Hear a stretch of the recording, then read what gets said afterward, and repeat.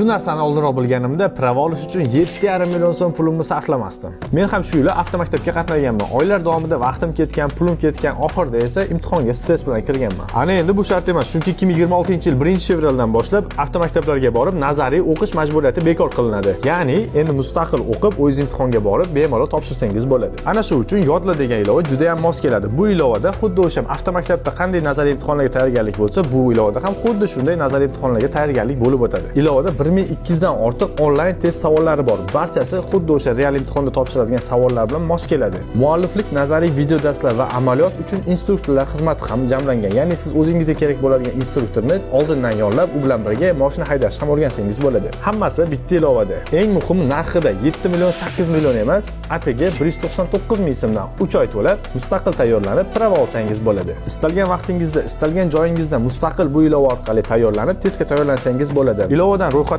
o'tib, Okto promokodidan foydalansangiz, maxsus chegirmaga ega bo'lasiz. Bu videoni prava olaman deb yurgan do'stingizga jo'natib qo'ying.